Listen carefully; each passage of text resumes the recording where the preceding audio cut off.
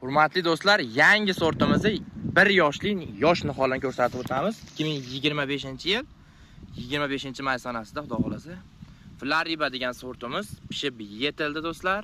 Bu 2024-yilda noyabr oyida ekilgan, mana o'zdan ko'rib bitta baho berdilar. Kapennisa bilan tog'li hududga ekilgan, Farg'onani eng qadrli issiq joylarga ekilgan mana do'stlar. Flariba shaftoli pishib yetildi.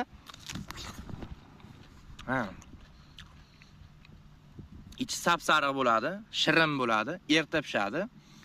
Qolgan fantaziya bigbenlarga qaraganda bir hafta oldin pishadi, lekin juda shirin. 1 yoshli niholi ham gullagan gulini 100% hammasini ushadi.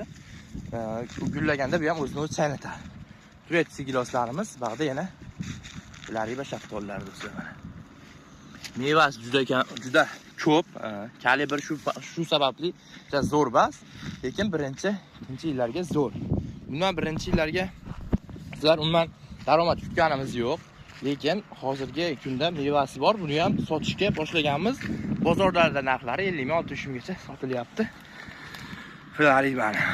Kimga buning ishonchli ko'chatlari kerak bo'ladigan bo'lsa, Bog'dorchilik nihollari kanalidan sotib olishlari mumkin. Xudo xolasa ko'chatlari noyabrga tayyor bo'ladi.